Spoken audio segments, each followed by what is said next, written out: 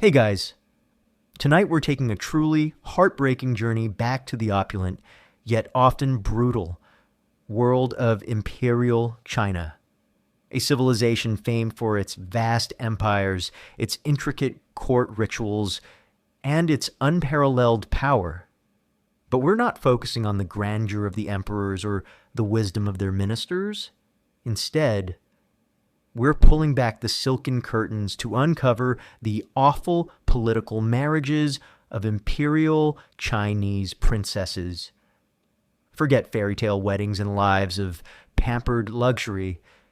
You're about to discover a grim reality where a young girl's destiny was irrevocably seized by imperial decree, condemning her to a lifelong path of profound personal sacrifice, terrifying political peril, and utter loneliness in a distant, foreign land.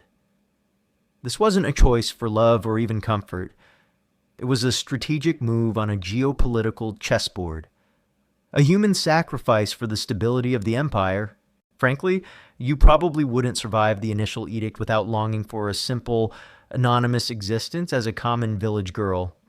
So, before you get comfortable, take a moment to like the video and subscribe, but only if you genuinely enjoy what I do here. Tell me, where in the world are you tuning in from? And what time is it for you right now? Dim the lights, maybe turn on a fan for that soft background hum, and let's ease into tonight's journey together. You find yourself suddenly standing in the luxurious yet suffocating confines of the Imperial Palace in Chang'an, modern-day Xi'an, or perhaps Luoyang. Sometime during the Han Dynasty, 206 BCE, 220 CE, an era of immense imperial power and expansion, but also constant external threats. You are a young girl, perhaps only 15 or 16 years old, a princess by birth, daughter of the emperor, or a close female relative. Your childhood has been one of immense privilege, lavish silks, rich food, a retinue of eunuchs and palace maids, and access to the finest education. But this gilded upbringing has always been overshadowed by one terrifying, unspoken truth: your destiny is not your own. Your life is a tool of the empire, and your body, a political instrument. This is a gilded cage, and you are born a political tool. The practice of marriage alliance, Heqin, literally peace marriage or harmonious kinship, was a long-standing and crucial diplomatic strategy employed by various Chinese dynasties for centuries, particularly to manage relations with powerful, often nomadic, tribal states on their northern and western frontiers, such as the Xiongnu, Turks, or Mongols. These nomadic confederations posed a constant threat to the empire's borders, raiding agricultural lands and disrupting trade routes, while China often possessed superior military strength. Direct, continuous warfare was incredibly costly in terms of manpower, resources, and treasury. Therefore, Heqin was seen as a pragmatic, cost-effective alternative to maintain peace, secure borders, and sometimes even bring nomadic tribes into China's sphere of influence. Your role as an imperial princess in such a marriage was brutally clear. You were a diplomatic pawn, a living guarantee of a treaty, a bridge between two vastly different cultures. Your personal feelings, your happiness, your dreams of a loving marriage, all were utterly irrelevant. Your marriage was a strategic political move, dictated by the emperor for the security and stability of the entire empire. Imagine knowing from a young age that your entire future would be decided not by your heart, but by the cold calculations of imperial foreign policy. It truly sucked to be a human peace treaty. The selection process for a Haitian princess was meticulously handled by the imperial court. It wasn't about finding a love match. Instead, it involved identifying a princess of suitable age, temperament, and, crucially, one whose sacrifice would bring the greatest diplomatic benefit. Sometimes, The princess might be a true daughter of the emperor. Other times, she might be a more distant relative, adopted into the imperial household specifically for this purpose. This pragmatic approach underscored your status as a political commodity, a living embodiment of a diplomatic agreement for your father, the emperor. This decision, while perhaps personally painful if you were a beloved daughter, was a necessary evil for the stability of the empire. Sacrificing one daughter for the peace of millions was a trade-off he was prepared to make. For your birth family, your marriage brought immense prestige and privilege, solidifying their standing in the court, but it also meant a profound personal loss, as you would be sent far away, often never to return.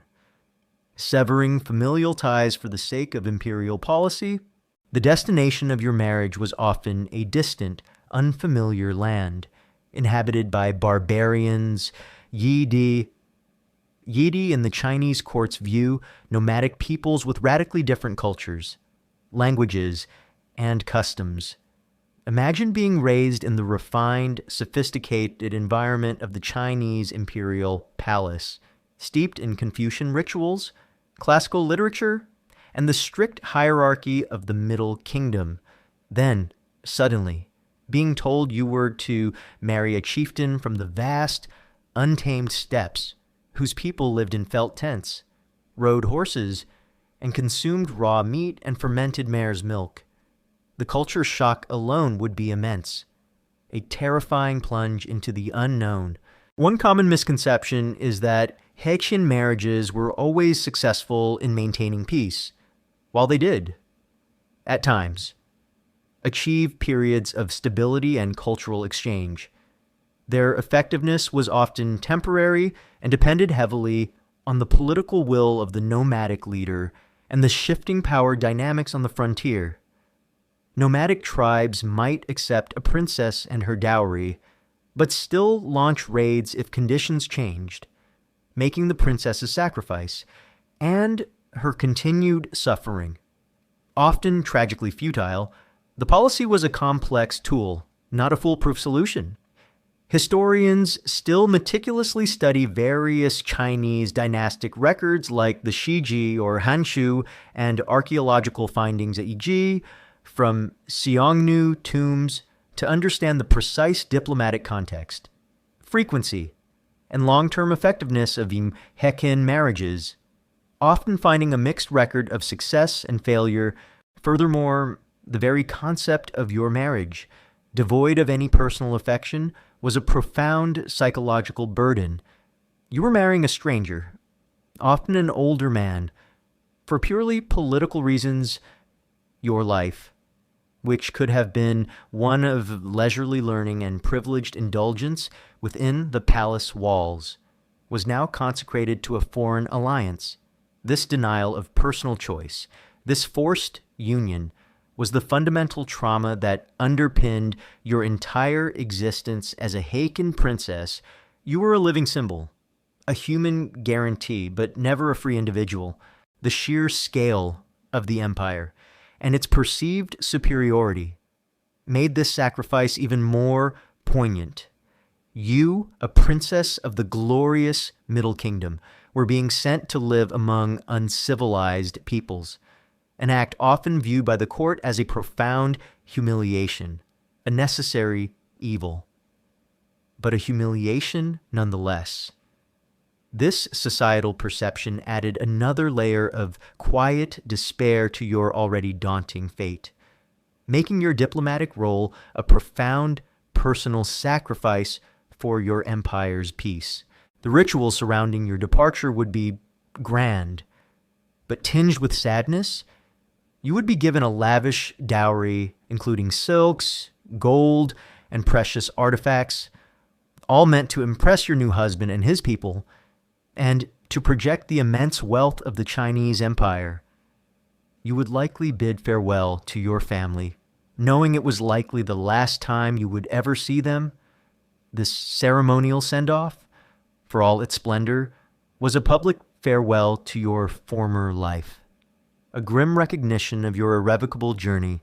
So, your initiation into the life of an imperial Chinese princess was profoundly shaped by a gilded cage, where you were born a political tool.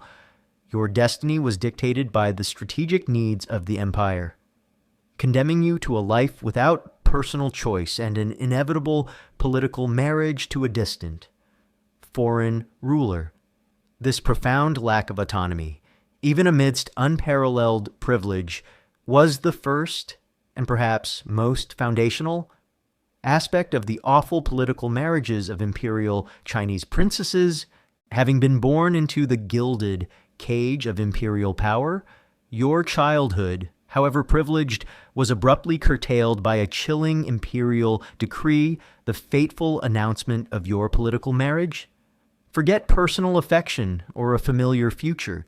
Your life was irrevocably altered by a distant, unseen groom, destined for a foreign land, making this forced union profoundly awful. Imagine the day the imperial edict Shengzhi arrived, carried by solemn eunuchs and high-ranking officials to your chambers within the Forbidden City. This wasn't a proposal of love, it was a non-negotiable command from your father, the emperor, dictating your marriage to an unknown foreign ruler. Your future husband would be a chieftain of a nomadic confederation on the northern or western frontiers. Perhaps a powerful Xiongnu Chanyu, Xiongnu Danyu, or a formidable Turkic Kagan Kiehan. You would know nothing about him beyond his political status, his age often much older than you, and his strategic importance to the empire. The terrifying reality of being married off to a complete stranger from a radically different culture would hit you with crushing force. It truly sucked to have your groom be a government mandate. The purpose of this marriage was brutally pragmatic. It was a Heqin marriage, a harmonious kinship alliance, a strategic tool used by the Chinese Empire to maintain peace with powerful nomadic tribes.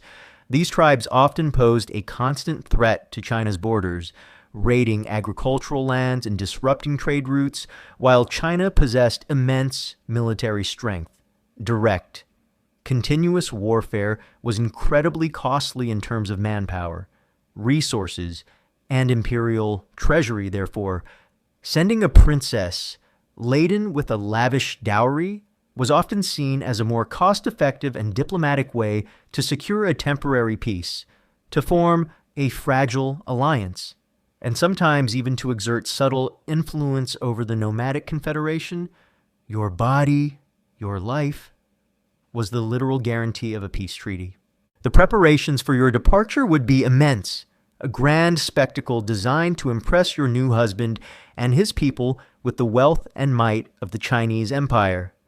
Your dowry, jiazhuang, would be colossal, vast quantities of exquisite silks, shimmering brocades, precious gold and silver ornaments, intricate lacquered goods, fine ceramics, and even large sums of gold coins.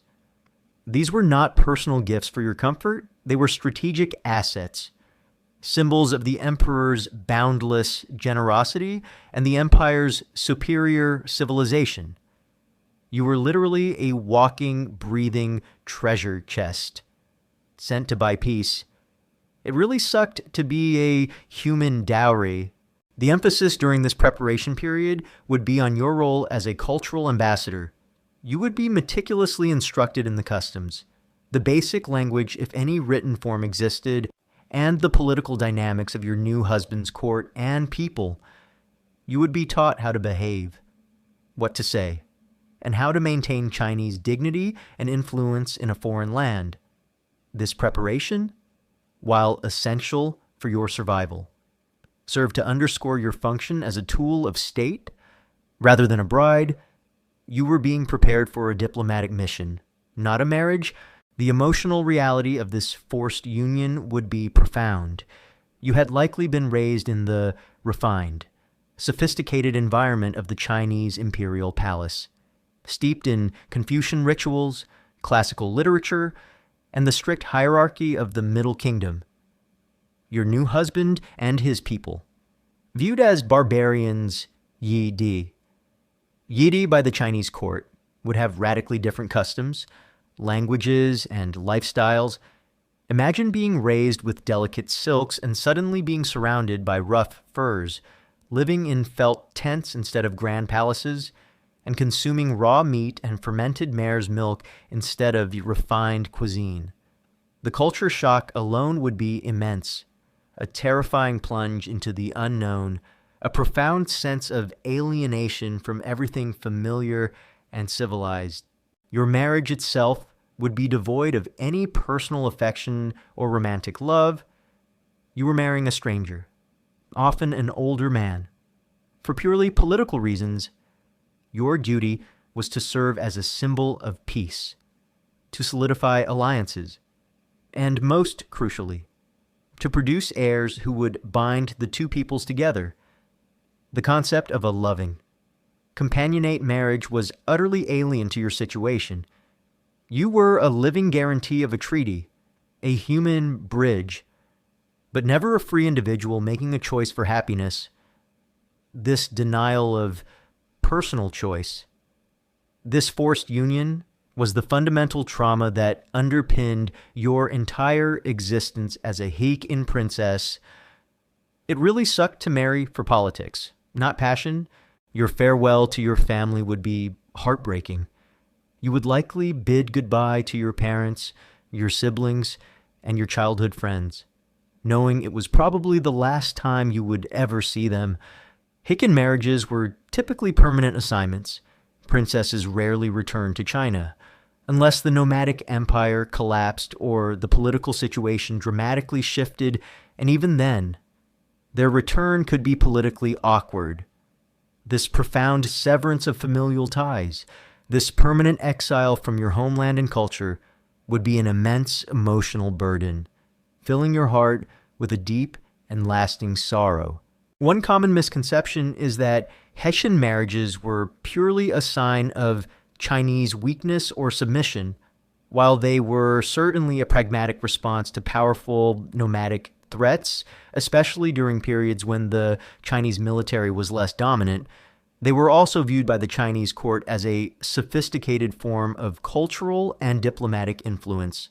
The lavish dowry, the advanced Chinese culture the princess embodied, and her potential to educate her nomadic husband and his children in Chinese ways, were seen as a subtle way to civilize and influence the barbarians, bringing them into the Chinese sphere. The princess was a vehicle for both peace and cultural assimilation. Historians still meticulously study various Chinese dynastic records like the Shiji, Hanshu, and later imperial histories and archaeological findings A. Jai Jiu from Xiongnu, tombs that contain Chinese artifacts to understand the precise diplomatic context, frequency, and long-term effectiveness of Heqin marriages, often finding a mixed record of success and failure, and complex cultural exchanges. Furthermore, the very act of your journey, knowing your destination was a land considered uncivilized by your own people, added another layer of silent humiliation. You, a princess of the glorious Middle Kingdom, were being sent to live among those who, in the eyes of your court, were barbaric. This societal perception, however unspoken, contributed to your profound sense of personal sacrifice and tragic destiny, making your diplomatic role a deeply personal, psychological burden. You were a living symbol of imperial pragmatism, sent to endure what many in your homeland would deem a profoundly undesirable fate, the psychological toll of living in such a predetermined existence, knowing your life was not your own, but a tool for imperial policy, would be immense. You would constantly grapple with the loss of your past, the uncertainty of your future, and the profound lack of personal agency. the constant pressure to perform your diplomatic role flawlessly, to maintain Chinese dignity in a foreign land, and to potentially mediate between two vastly different cultures would be incredibly stressful.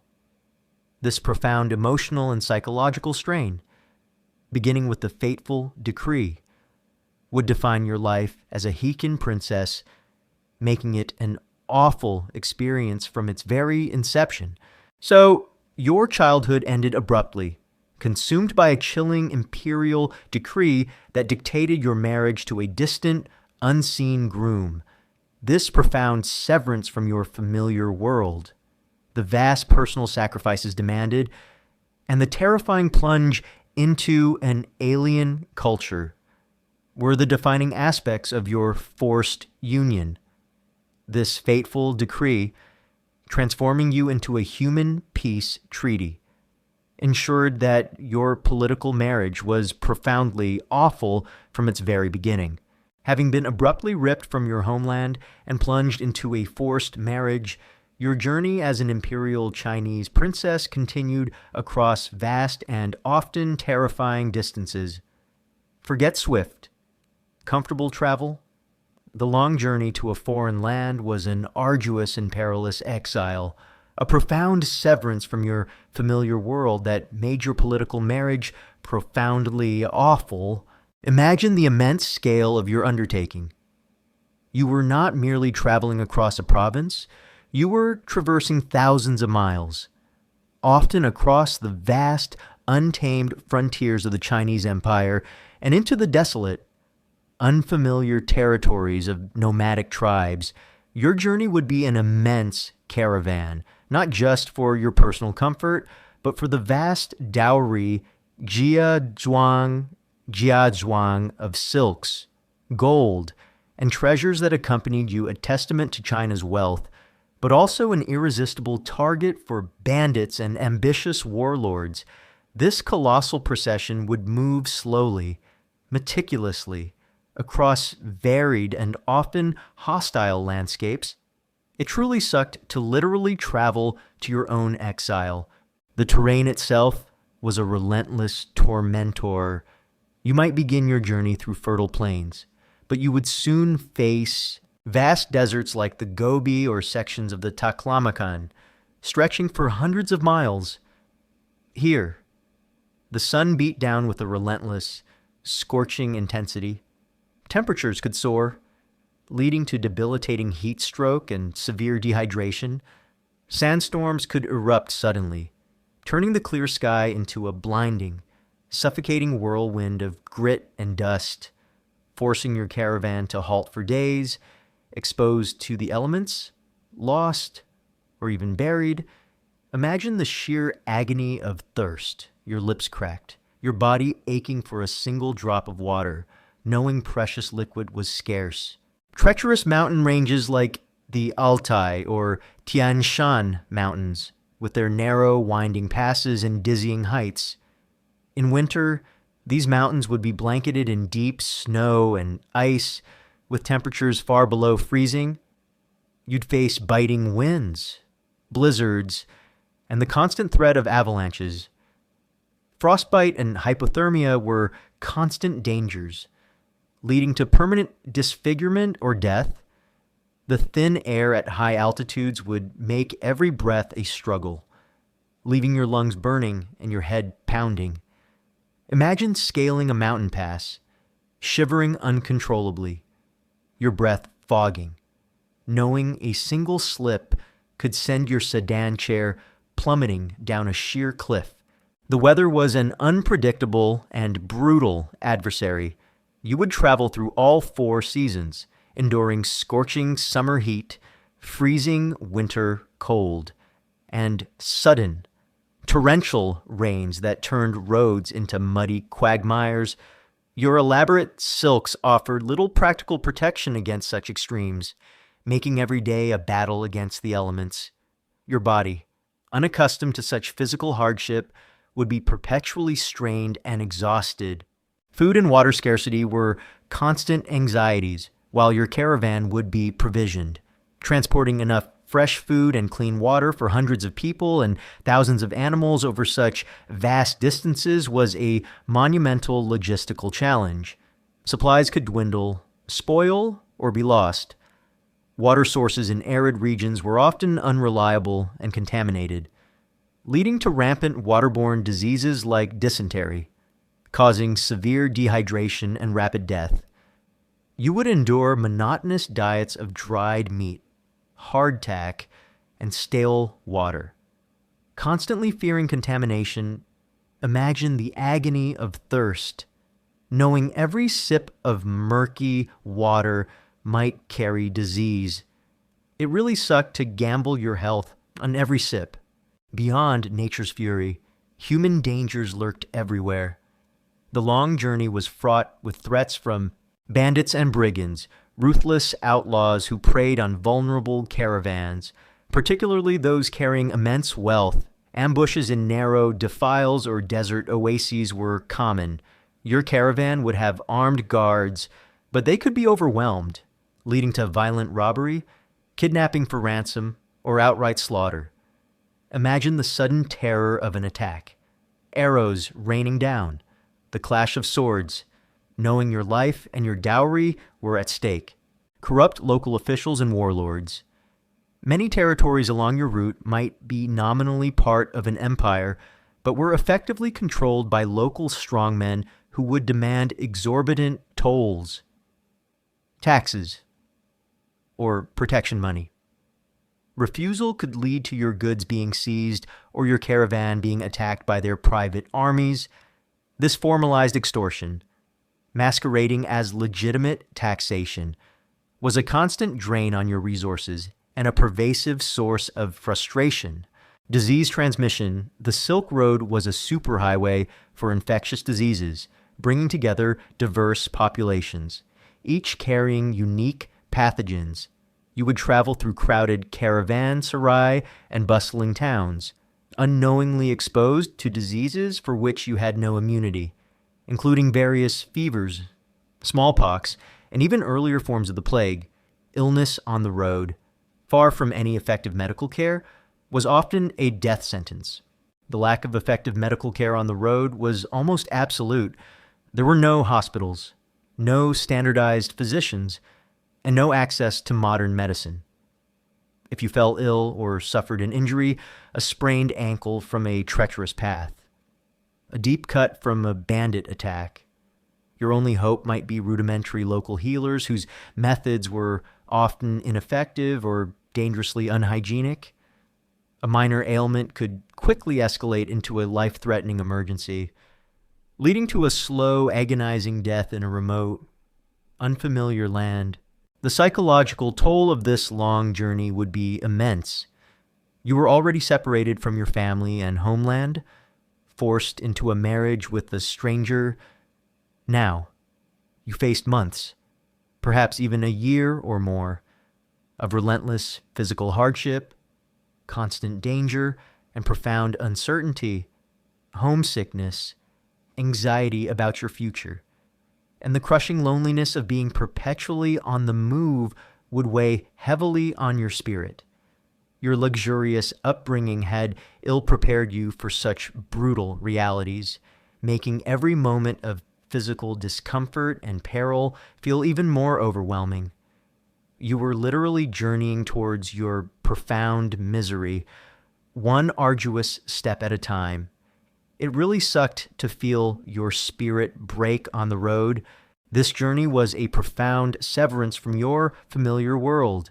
Every mile put more distance between you and the Imperial Palace, your beloved family, the Confucian rituals, and the refined culture you had known. You were heading towards a life in a foreign land, among people often deemed barbarians by your own court, whose customs, language, and very way of life would be radically different.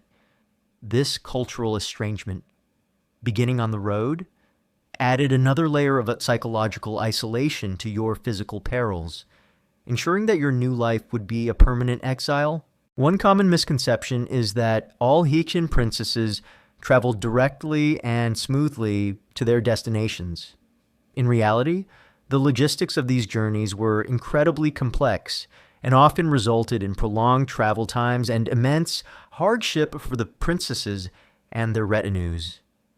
Some journeys could take months or even years, depending on the distance and the political stability of the regions traversed.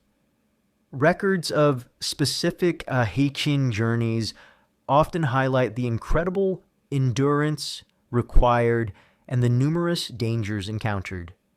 Confirming their arduous nature, historians still meticulously study various travelogues, e.g., Chinese diplomatic records and foreign accounts when available, and geographical texts to reconstruct the precise routes. Logistical challenges and perils faced by these traveling princesses, often finding a far more difficult and dangerous reality than simply arriving at a new court. Furthermore, the very slow pace of a large caravan, while offering some security in numbers, also prolonged the exposure to these dangers. Days would blend into weeks, weeks into months, under the relentless sun or biting winds. This extended duration meant more opportunities for illness to strike, for supplies to dwindle, for the weather to turn, and for bandits to plan ambushes. The journey itself was a long, drawn-out ordeal, an exhausting prelude to a life of foreign entanglements. So, your forced marriage meant embarking on a long journey that was a brutal and perilous exile. The immense distances, the extreme environmental conditions of deserts and mountains, the constant threats from bandits and corrupt warlords, and the pervasive dangers of disease and scarcity, all combined to make your travel profoundly awful. This arduous, life-threatening pilgrimage, severing all ties to your familiar world, was a defining and devastating aspect of your political marriage, ensuring that your path to a foreign court was paved with immense suffering. Having endured the grueling, perilous journey to your new homeland, you, the Imperial Chinese princess, now faced the chilling reality of a foreign court. Forget the familiar rituals and subtle hierarchies of the Forbidden City. You were plunged into a world of alien customs, pervasive suspicion, and profound isolation, making your political marriage profoundly awful. Imagine your arrival, the grand procession, designed to display the immense wealth and power of the Chinese Empire, finally reached its destination, the royal encampment or palace of your nomadic husband, the Chanyu or Kagan. The initial reception would be formal, a display of diplomatic courtesy, but beneath the surface lay a vast cultural chasm. You, raised in the sophisticated Confucian court of China, were now surrounded by a people whose language, customs, and very way of life were radically different from anything you had ever known. It truly sucked to be an alien bride. The most immediate and pervasive challenge was the language barrier. You might have received rudimentary instruction in your new husband's language before leaving China, but true fluency would be rare. Imagine trying to navigate complex courtly conversations, to understand political nuances, or even to express your basic needs and emotions, all through interpreters who might be biased, unskillful, or even deliberately misinterpreting your words.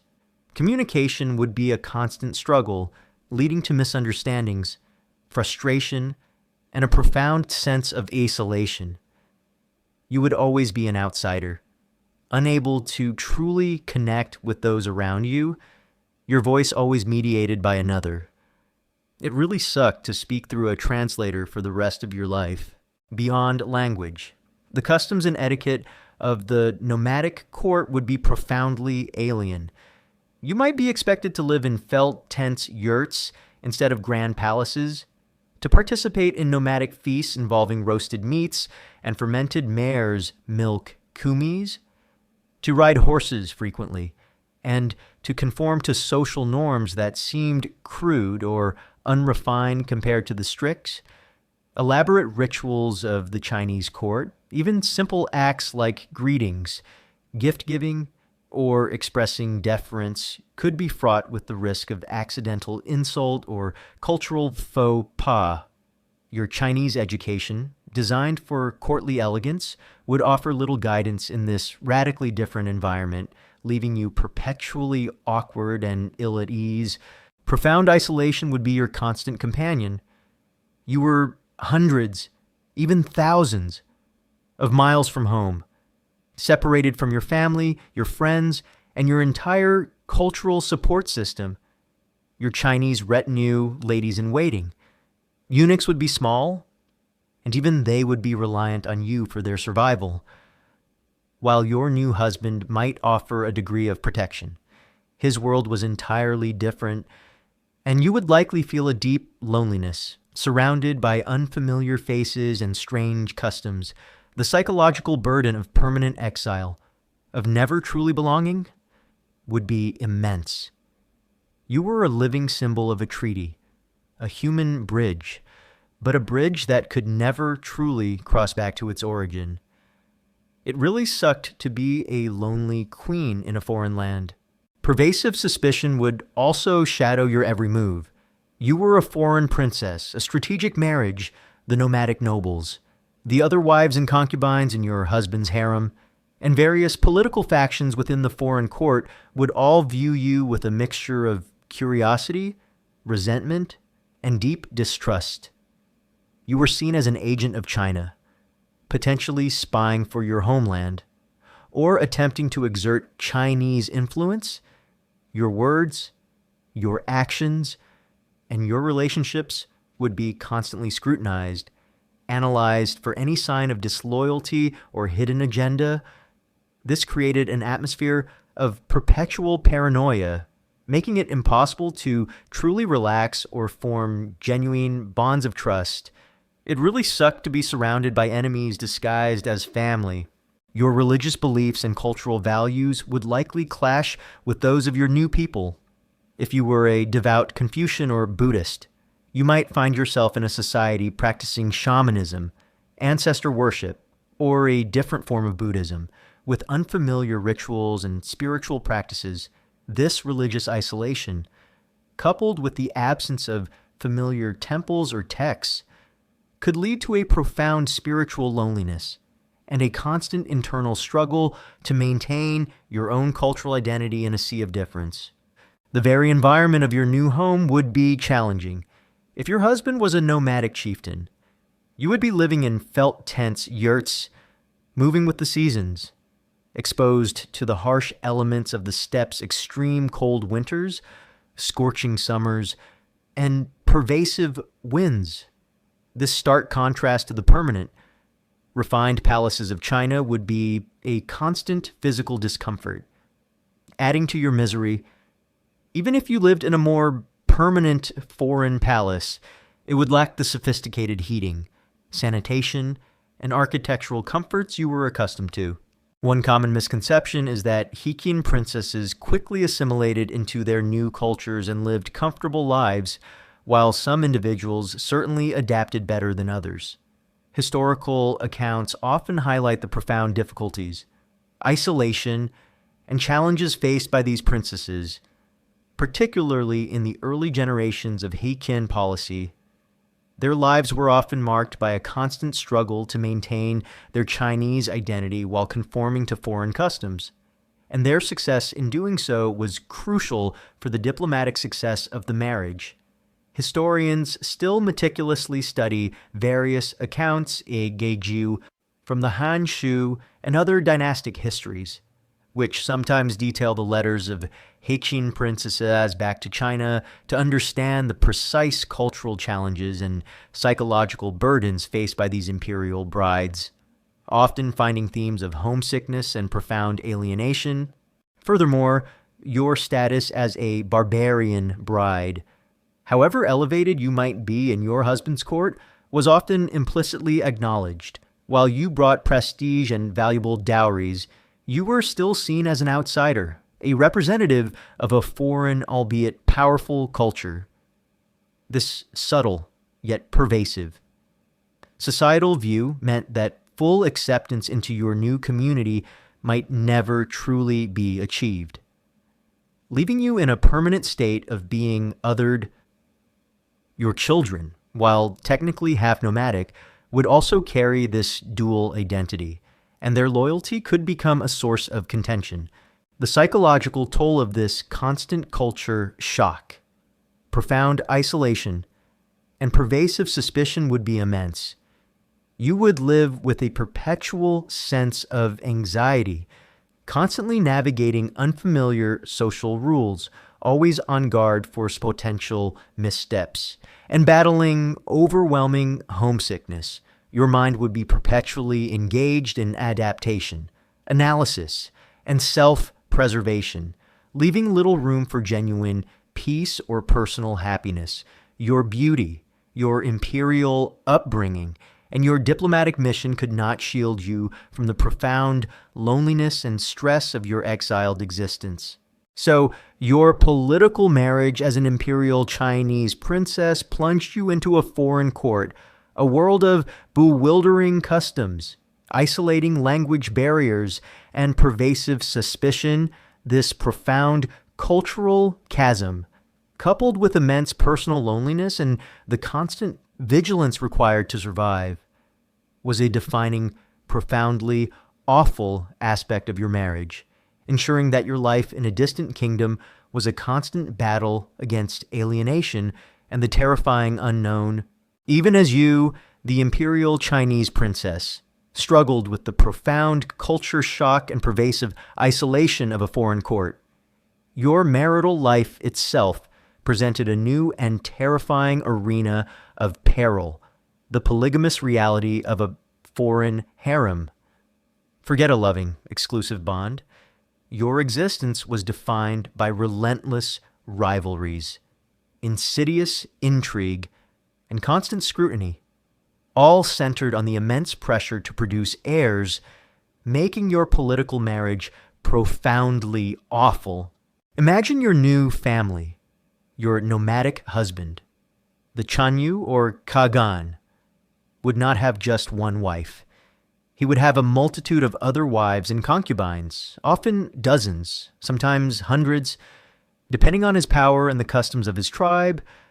These women, many from rival nomadic clans, conquered tribes, or even other foreign kingdoms, would all reside within your new court or encampment, vying for the husband's favor and the ultimate prize of bearing him a male heir. Your life became a relentless, silent battle for influence and survival within this intricate, often treacherous, hierarchy. It truly sucked to be one wife among many, all competing for scraps of attention. Each wife and concubine had a powerful motivation to bear the Chanyu a son. A male heir could potentially become the next leader of the nomadic confederation, elevating his mother and her entire clan to immense power and prestige. This created an atmosphere of intense, unspoken, yet fiercely competitive rivalry. Every night your husband spent in another wife's tent. Every rumor of a pregnancy, every birth of a male child would be a source of immense anxiety and strategic maneuvering for you. Your primary duty as the imperial Chinese princess was to produce an heir who would bind the two peoples, but any other wife could provide that heir, undermining your unique value. It really sucked to be in a baby race where the stakes were your life.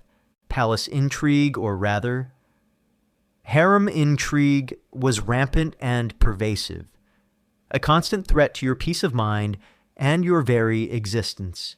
The other wives and consorts, desperate for power and security for themselves and their clans, would engage in ruthless rivalries and insidious plots, spreading rumors and slander, a whispered accusation about your character, your piety or lack thereof, according to their customs, your health, or your family's loyalty could reach your husband's ear, subtly poisoning his opinion against you. Accusations of witchcraft or ill omens. If you or your Chinese customs were perceived as strange or unlucky, rivals might accuse you of bringing misfortune or using dark magic. especially if the tribe faced hardships, sabotage, or physical harm. In extreme cases, rivals might resort to direct sabotage, attempts to poison your food or drink, or even orchestrate accidents to eliminate you or your children. Imagine constantly scrutinizing every meal, every gift, every seemingly benevolent gesture from a rival, wondering if it contained a slow-acting poison. This paranoia would be constant, turning your living space into a battlefield of suspicion. It really sucked to wonder if dinner would kill you. Your husband's affections were a fickle and unpredictable son. His time and attention would be divided among many women, each desperate for a sign of his favor. You might see a rival wife rise quickly in influence, receiving lavish gifts and spending more time in his presence, only to fall just as rapidly if she displeased him or was outmaneuvered. This constant flux of favor meant that no position, not even yours, was entirely secure. Your power and security hinged entirely on maintaining his often capricious affections, a relentless and exhausting task. The ultimate nightmare was barrenness, or the failure to produce a strong male heir. If you, the Chinese princess, failed to produce any children, especially sons, while another wife bore a healthy prince, your position would become incredibly precarious. Your value as a diplomatic tool would diminish, and you could be marginalized, sent to a remote part of the encampment, or even face the terrifying prospect of being repudiated or killed. The successor to your husband, if not your son, might view you as a political liability rather than a cherished queen, putting your life in direct peril upon his ascent. Your entire life's purpose, your imperial sacrifice, could be rendered futile by a biological reality beyond your control. One common misconception is that all Haitian princesses were immediately revered and treated as supreme wives, while their status as a Chinese imperial princess granted them immense initial prestige and unique diplomatic value. Their position within a foreign, often polygamous, harem was still subject to internal power struggles and rivalries with other wives who might have deeper local roots, powerful tribal backing, or who bore more favored children. Their supreme status was often more symbolic than practical in the face of internal court machinations. Historians still meticulously study various accounts from Chinese dynastic histories and nomadic historical records when available to understand the precise social dynamics and political vulnerabilities faced by Haitian princesses within foreign harems, often finding complex and dangerous hierarchies rather than simple deference. Furthermore, the very nature of nomadic life, with its constant movement, could exacerbate harem tensions during seasonal migrations or military campaigns. The women of the harem would travel together, perhaps sharing closer quarters, intensifying personal frictions and creating more opportunities for subtle intrigue. Your personal space and privacy would be even more limited than in a stationary palace, increasing the daily strain of managing complex relationships. The psychological toll of constantly navigating this treacherous world of ambitious women, scheming factions, and pervasive paranoia would be immense. You would live with a perpetual sense of unease, constantly assessing loyalty, trying to discern truth from slander, and fearing the unseen dagger or poisoned cup. The constant pressure to produce heirs, the anxiety about succession, and the knowledge that your own family members could be plotting against each other for power would erode your peace of mind, leaving you in a state of perpetual vigilance and profound isolation. Even in the midst of a bustling court, you were a queen, yes, but also the prime target in a deadly, unending game of survival. The cultural differences between you and your rival wives could also be a source of tension. Your Chinese customs, language, and upbringing would set you apart. Other wives might resent your foreign influence or your lavish Chinese dowry. This cultural divide could be exploited by rivals to further isolate you or to cast suspicion upon your intentions, making it harder to build alliances or gain genuine trust within the harem. So, your political marriage as an imperial Chinese princess plunged you into the polygamous reality of a foreign harem, a world of relentless rivalries, insidious intrigue, and constant scrutiny. This perpetual competition for your husband's fickle favor and the immense pressure to produce heirs, coupled with the ever-present threat of poison or assassination from within your own court, made your existence profoundly awful. Your life as a foreign queen was a constant battle for influence and survival. Far from any romantic notion of imperial power, even as you navigated the treacherous currents of your foreign harem and battled for your place within its complex hierarchy, your primary duty and ultimate vulnerability lay in producing an heir. Forget personal desires. Your ability to bear male children was the pivotal, yet precarious, instrument of diplomacy, making your political marriage profoundly awful. Imagine the immense pressure that weighed on you constantly. From the moment you arrived in the foreign court, your primary purpose was clear: to bear sons for your nomadic husband, the Chanyu or Kagan. A male heir born to you, the Chinese princess, would be a living symbol of the alliance. Theoretically binding the two peoples is the Han Chinese and the nomadic confederation together through blood. Your fertility was not a private matter, it was a matter of state. Meticulously monitored by your new court and endlessly discussed by your husband's advisors and other wives, every missed cycle, every fleeting symptom would be analyzed, fueling hope or despair within the foreign court. It truly sucked to have your reproductive organs be a diplomatic tool. The pressure intensified with each passing year without a male heir. Your primary value as a Heqin princess was your potential to provide a legitimate successor who had Chinese imperial blood. Without a son, your value as a diplomatic asset would diminish, and your position in the foreign court would become increasingly precarious.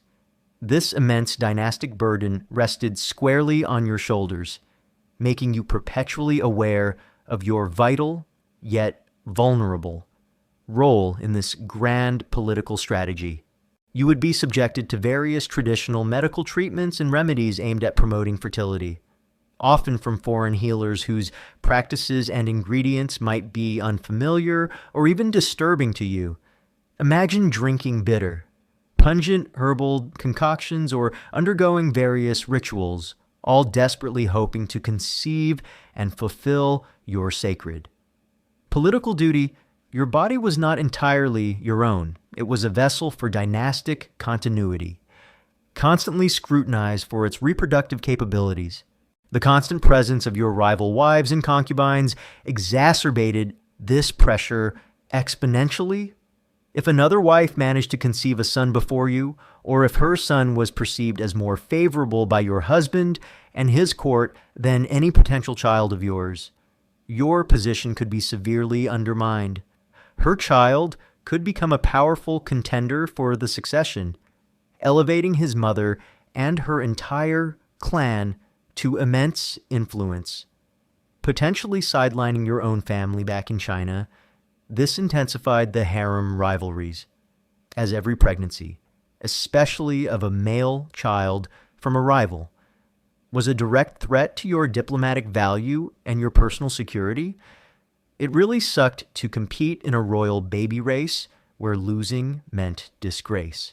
If you gave birth to a daughter, while she might be cherished, the pressure to produce a son would not diminish, it would only intensify. A daughter, however beloved, could not inherit the leadership of the nomadic confederation, nor could she fully secure your legacy as the mother of the next Chanyu. You would immediately be expected to try again, continuing the agonizing cycle of hope, anxiety, and repeated attempts to conceive a male heir. The ultimate nightmare was barrenness. If you failed to produce any children, especially sons, your position as the Chinese princess would become untenable. You might lose your husband's favor completely, be marginalized within the harem, sent to a remote encampment, or even face the terrifying prospect of being repudiated and sent back to China in disgrace, a rare but devastating possibility. Or worse, eliminated as a political liability. Your entire life's purpose, your imperial sacrifice, would be rendered futile by a biological reality beyond your control. The successor to your husband, if not your son, might view you as a threat or simply irrelevant, putting your life in direct peril upon his ascent. One common misconception is that Heqin princesses were simply sent to marry and were then largely forgotten by China. In reality, the imperial court in China often maintained a vested interest in the well-being and, crucially, the fertility of their Heqin princesses, as their ability to produce heirs directly impacted the success of the diplomatic alliance. Chinese envoys would visit, bringing gifts and subtly inquiring about the princess's health and family. This imperial concern, however, added another layer of pressure on the princess to fulfill her reproductive duty.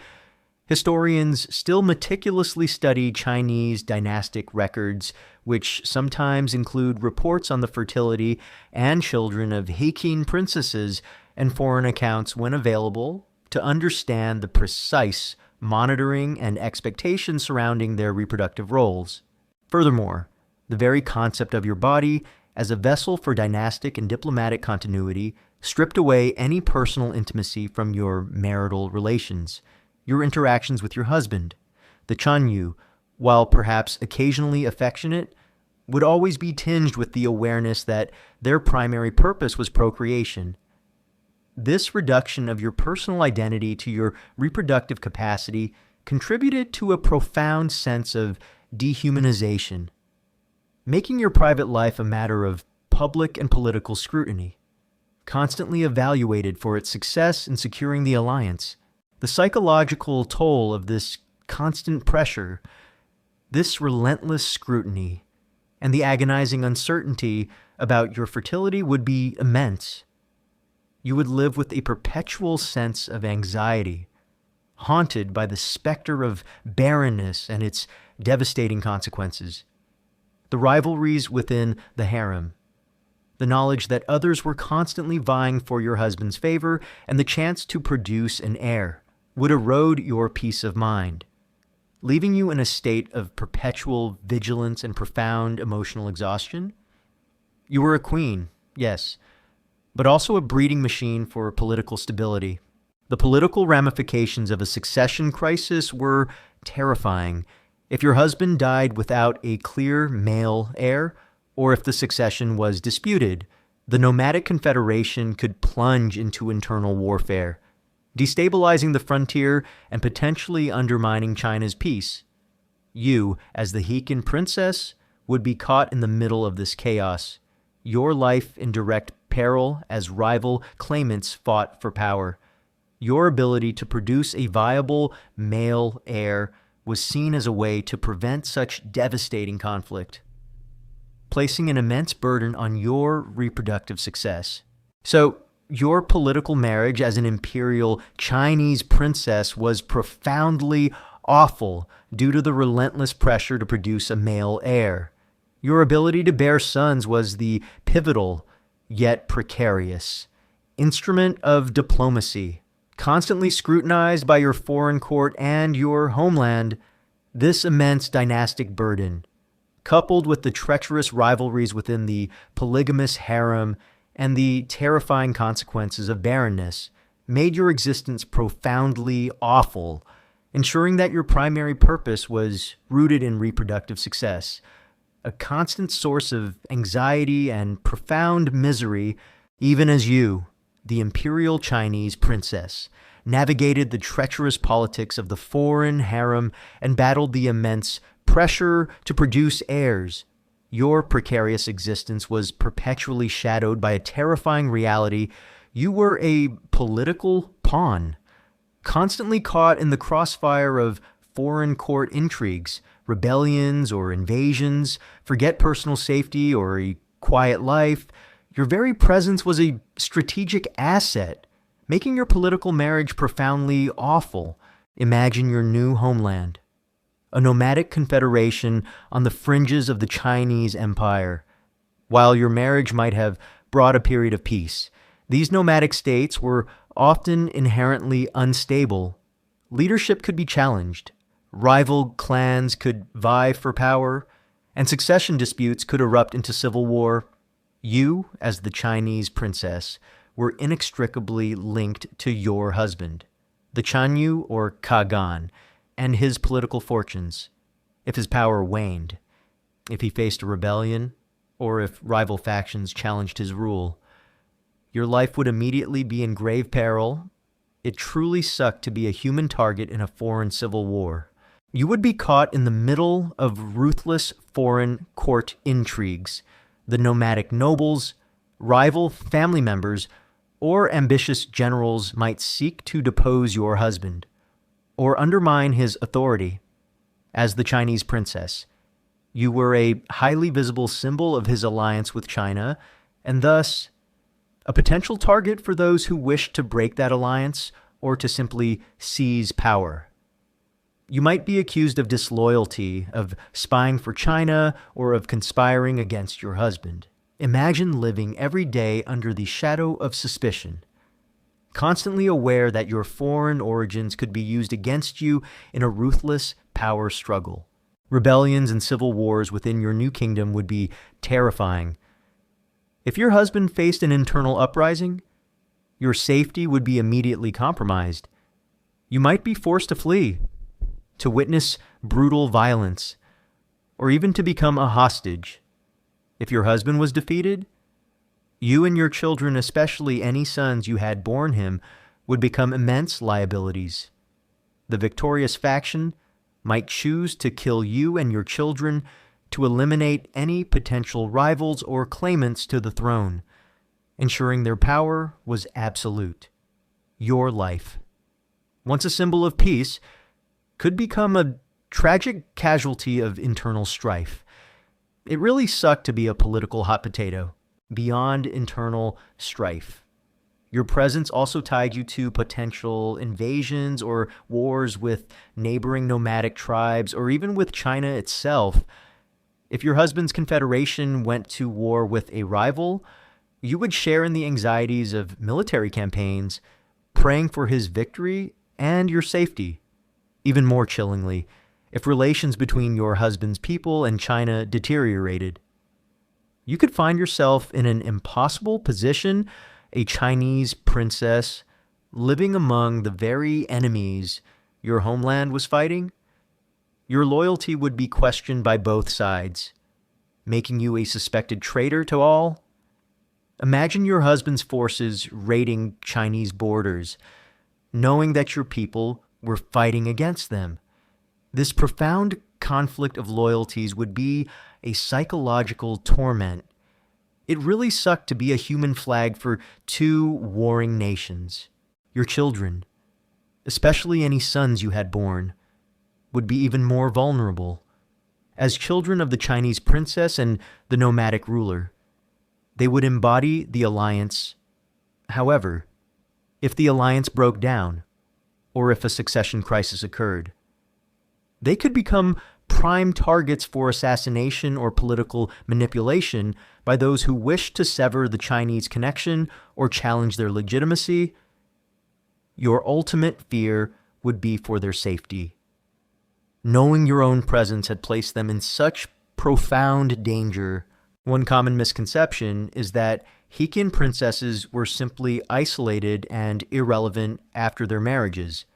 In reality, their very existence and their children's lineage made them active, albeit often unwilling, participants in the complex geopolitical landscape of ancient China's frontiers.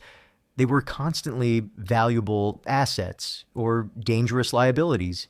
In the shifting power dynamics between nomadic tribes and the Chinese Empire, their lives often directly reflected the rise and fall of alliances and the outbreak of conflicts, underscoring their profound vulnerability.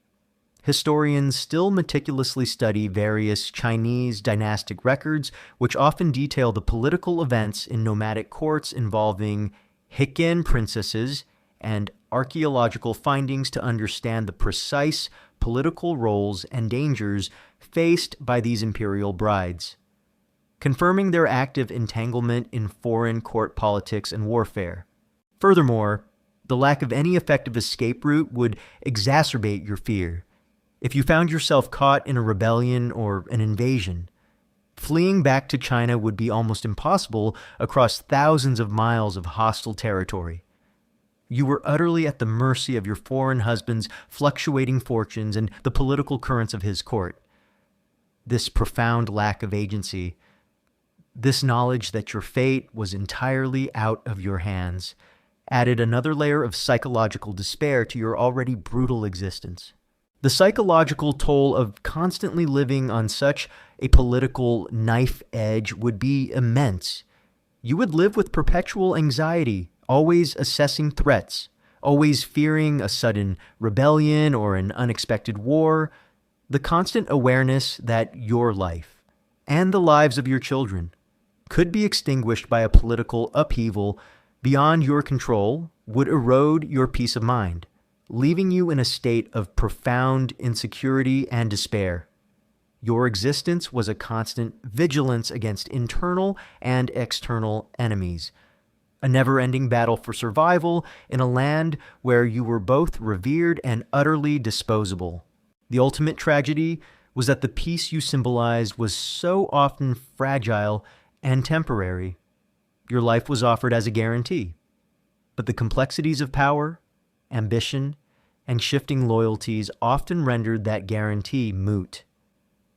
You were a living sacrifice for peace, yet often witnessed the very wars your marriage was meant to prevent, making your personal suffering feel utterly futile.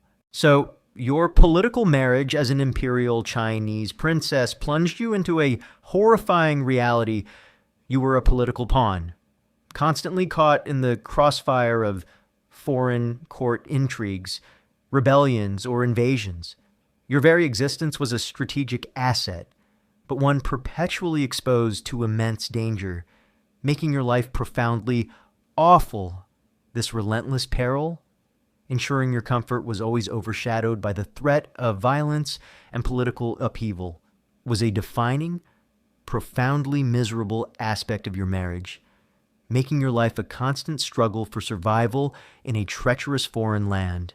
Even as you, the imperial Chinese princess, navigated the relentless perils of a foreign court, the constant threat of war, and the immense pressure to produce an heir, your heart ached with a different, pervasive torment, homesickness, and betrayal. Forget the joy of imperial service.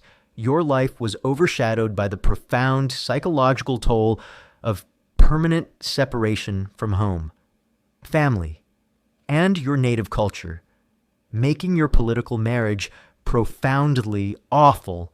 Imagine your daily life in the nomadic encampment or foreign palace. You were surrounded by unfamiliar faces, speaking an alien tongue, and conforming to customs that felt crude or bewildering compared to the refined elegance of the Chinese court. While you might perform your duties diligently, your heart would perpetually yearn for the distant land you called home. You would recall the familiar scents of the Forbidden City's gardens, the taste of authentic Chinese cuisine, the sound of your native language, and the comforting presence of your family. This constant, vivid memory of what you had lost would be a relentless, gnawing pain, a deep homesickness that no amount of foreign luxury or political influence could assuage. It truly sucked to literally miss your entire world.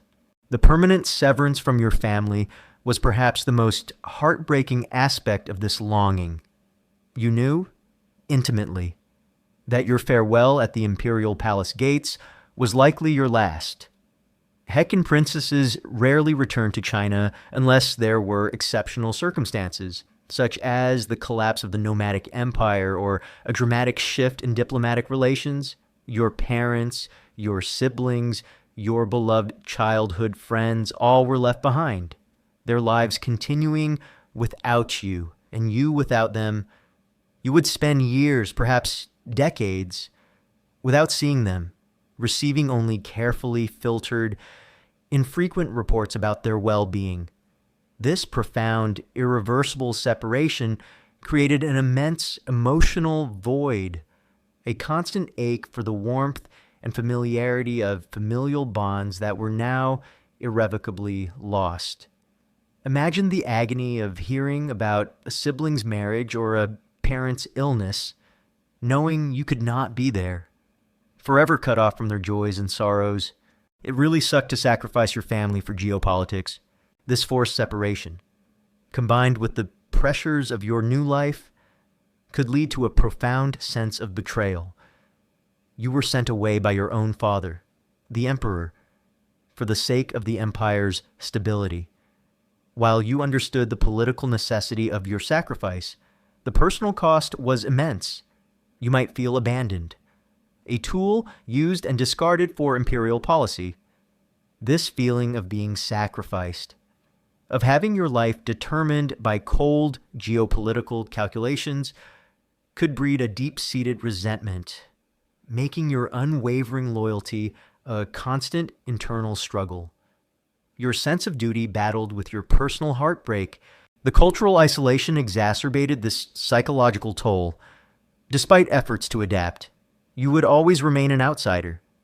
The language barrier, even if you achieved some fluency, would prevent true emotional connection with your new husband or his people, their customs, their food, their music, their very worldview. All would feel fundamentally alien.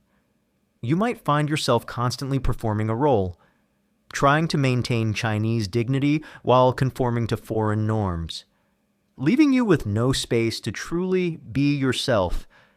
This constant cultural dissonance, this feeling of being a perpetual stranger in your own home, led to a profound sense of alienation. It really sucked to feel like an alien in your own marriage. This isolation and longing often led to profound despair and melancholy. You might find yourself withdrawing, becoming quiet and withdrawn, battling constant feelings of sadness, anxiety, or apathy, the lack of genuine emotional outlets, the inability to truly confide in anyone given the pervasive paranoia of foreign courts, would compound your internal suffering. Your luxurious surroundings, the immense power you wielded as a Heqin princess, would feel like a gilded cage, unable to assuage the deep ache of homesickness or the bitterness of your sacrifice. The fate of your retinue, the few Chinese court ladies and eunuchs who accompanied you, would also weigh heavily on you. They too were exiles, separated from their homes and families, reliant on you for their survival. You were their only link to their homeland, and their suffering would be a constant mirror of your own, ensuring that your loneliness was never truly solitary, but a shared, quiet despair. Their homesickness would amplify yours. One common misconception is that Heqin princesses eventually assimilated entirely and became native to their new nomadic homes. While some undoubtedly adapted remarkably well, historical accounts, particularly letters from princesses sent back to China, like the famous letter of Princess Shijun to Emperor Wu of Han, lamenting her lonely life among the Wusun people, reveal profound and persistent feelings of homesickness, cultural alienation, and loneliness, even after years in a foreign court. These personal laments offer a poignant counterpoint to the official, often dry, historical records of diplomatic success, highlighting the immense human cost. Historians still meticulously study these rare personal accounts, often filtering them through the lens of political rhetoric, but finding consistent themes of profound personal sacrifice and enduring emotional pain. Furthermore, the constant threat of political instability in the foreign court, as discussed in Chapter 7, compounded this psychological burden. You would live with the perpetual anxiety of rebellion, war, or your husband's overthrow, knowing that such events could mean not just physical danger, but the final, devastating loss of any remaining connection to your homeland, or even the death of your children. This meant your emotional suffering was rarely allowed to subside, perpetually fueled by external dangers. The very success of your marriage as a diplomatic tool, bringing peace to the border, ironically increased your personal suffering. Your continued presence and influence were vital to the alliance, making your return to China almost impossible. Your sacrifice was too valuable to be undone, ensuring your permanent exile and perpetual longing. This ultimate irony, your success as a political pawn guaranteeing your personal misery, was a cruel twist of fate. So, your political marriage as an imperial Chinese princess was profoundly awful due to the crushing homesickness and betrayal that defined your existence. Separated permanently from your family, immersed in an alien culture, and living with the constant psychological toll of profound isolation and sacrifice. Your life in a foreign court was a continuous battle against loneliness and despair.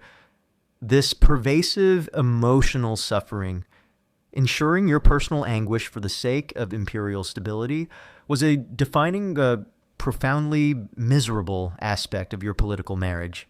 Even as your heart ached with profound homesickness and your spirit withered under constant surveillance, your unique position as a widowed imperial Chinese princess in a foreign land brought a terrifying shift in your fate. You could rise to wield immense power as an empress dowager, but this newfound authority was invariably accompanied by extreme danger, making your political marriage profoundly awful. Even in its supposed triumph, imagine the sudden, dramatic turn of events. Your nomadic husband, the Chanyu or Kagen, dies. If your son whom you bore him is then proclaimed the new ruler and he is a minor, you, the Chinese princess, become the Empress Dowager Huang Taihu. This is a position of immense, even unprecedented, power. As regent for your young son, you would effectively rule the nomadic confederation. You would issue decrees, appoint officials, command armies, and conduct diplomacy, often holding more practical power than any other woman, and even some men. In the steppe, you would be a queen in all but name, a de facto ruler. It truly sucked to gain power through death. This newfound power, however, was a double-edged sword, immediately plunging you into extreme peril. Your authority rested on the delicate balance of your young son's legitimacy and your own political astuteness in a foreign court that might still view you with suspicion. You would face succession crises, your son's claim to the throne, especially if there were older half-brothers or powerful rival claimants, could be challenged. You would be thrust into a brutal power struggle, fighting to secure your son's position and, by extension, your own regency. Hostility from native nobles, the nomadic aristocrats, accustomed to their own customs and power structures, might resent your foreign influence.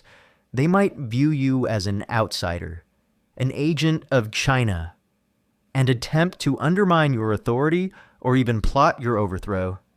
Eager to seize control of the young ruler, intrigue from other wives, the other wives and concubines of your deceased husband, particularly those with adult sons, would become your fierce rivals. They might conspire against you, spread rumors of your alleged misrule, or even attempt to assassinate you or your son to seize power for their own lineage. The harem, already a treacherous place, would become even more deadly when the stakes were the regency itself. Vulnerability from your own side, while China might initially support you for strategic reasons if your policies diverge from imperial interests, or if a new emperor came to the Chinese throne. Your support from your homeland could wane, leaving you even more isolated and vulnerable in the foreign court. Your power as Empress Dowager would be direct, but precarious. You would learn to navigate ruthless politics, to build alliances with loyal factions, and to ruthlessly suppress any dissent. You would become a master of political maneuvering, wielding power through cunning and force, often a stark contrast to your upbringing as a refined Chinese princess. This transformation into a hardened political operator, a necessary adaptation for survival, would be a profound and often morally compromising experience. It really sucked to become a ruthless politician just to survive. The historical example of Empress Lu Ju, though not a Heqin princess but an Empress Dowager who ruled during the Han Dynasty, vividly illustrates the immense power and brutality of an Empress Dowager acting as regent for a young emperor. She famously consolidated her power, eliminated rivals, and exerted significant control over the court, sometimes through ruthless means. While her actions are often criticized in official histories, they demonstrate the sheer scope of authority a regent Empress Dowager could wield. Similarly, later Heqin princesses who became regents, like Princess Zijun or Princess Jiayu among the Wusun, exerted significant influence, but their power was always tied to complex political realities and often fraught with danger. This common historical fact of powerful regent empress dowagers in Chinese history provides a grim blueprint for your own potential fate. One unique detail about Heqin princesses becoming empress dowager in nomadic courts is their dual cultural identity. You would be a Chinese princess by birth, often still adhering to Chinese customs and values, ruling over a nomadic people. This unique position could be both a strength bringing Chinese administrative skills or cultural prestige, and a weakness being seen as a foreign interloper. The way you navigated this dual identity, balancing Chinese influence with nomadic traditions, would be crucial for your survival and the stability of your regency. Historians still meticulously study how Heqin princesses, particularly those who became empress dowagers, adapted their governance styles, blending Chinese administrative practices with nomadic tribal customs, often finding a fascinating synthesis of cultural influences in their rule. Furthermore, the very act of maintaining your power as regent meant you were constantly isolated. You might rely on eunuchs or a small circle of trusted but potentially treacherous advisors. True intimacy or genuine companionship would be almost impossible, as every relationship would be tinged with political calculations. You would live in a state of perpetual vigilance, knowing that every decision, every alliance, every child you favored, could be a step towards securing your power or triggering your brutal downfall. The ultimate loneliness of power, amplified by your foreign status, would be immense. The psychological toll of wielding such absolute power while facing constant threats would be immense. You would live with profound anxiety, constantly battling paranoia, and perpetually engaged in a life or death political chess game. The moral compromises required to maintain power, the need to ruthlessly eliminate rivals, and the pervasive distrust would erode your spirit, leaving you a hardened, perhaps cynical, ruler. Your ambition, once a guiding force, would become a burden, transforming you into a prisoner of your own power. The ultimate irony was that your journey, which began as a sacrifice for peace, could culminate in you becoming a powerful figure in an inherently unstable foreign court, often involved in the very conflicts or intrigues your marriage was meant to prevent. Your triumph as Empress Dowager could be a victory over your enemies, but it was also a profound personal tragedy, bought at the cost of your peace, your family, and often your very life. So, your life as an imperial Chinese princess, even when elevated to the pinnacle of power, was profoundly awful because, as an Empress Dowager, you faced immense authority entwined with extreme danger. Your new power came with constant threats from succession crises, rival nobles, and insidious palace intrigues, ensuring that your reign, however successful, was a brutal, relentless battle for survival, transforming your political marriage into a perilous dance with death and profound loneliness. You've endured being born a political tool, suffered the terrifying imperial decree of your forced marriage to an unseen groom, survived the grueling and perilous journey to a foreign land, grappled with profound culture shock and pervasive isolation in an alien court, navigated the treacherous rivalries of a polygamous harem, borne the immense, crushing pressure to produce a male heir, confronted the terrifying reality of being a political pawn caught in the crossfire of foreign intrigues and wars, and finally, carried the profound psychological toll of permanent homesickness and betrayal, culminating in the dangerous paradox of immense power as an Empress Dowager. As the echoes of foreign court intrigue fade and the phantom scent of your distant homeland dissipates, a final, chilling truth settles upon you: the political marriage of an imperial Chinese princess was a profound, anonymous sacrifice for the stability of the empire, leaving behind a legacy of immense sorrow, loneliness, and often oblivion, making your gilded existence profoundly awful. Consider the fundamental denial of personal autonomy that defined your entire life. From the moment of your birth, you were not an individual with personal dreams or choices, but a valuable asset, a strategic commodity of the empire. Your marriage, the most intimate and foundational aspect of a woman's life, was dictated by cold geopolitical calculations, transforming you into a human peace treaty, a living guarantee of a distant, often fragile, alliance. Your body, your future, your very being were irrevocably consecrated to the state, stripping you of any say in your own destiny. It truly sucked to be born a diplomatic tool. Then there's the immense, pervasive suffering of your exile. You were torn from the sophisticated, familiar world of the Chinese imperial palace and plunged into an alien culture, a foreign court filled with bewildering customs and pervasive suspicion. You battled profound loneliness, separated permanently from your beloved family, never able to truly return home. The constant pressure to produce a male heir, the relentless rivalries within a polygamous harem, and the ever-present threat of poison or assassination from jealous rivals or ambitious factions turned your gilded cage into a constant battlefield. Your emotional life was one of perpetual longing and anxiety, your physical security always precarious. Your freedom was merely a transfer from one form of confinement to another, often more dangerous. 1.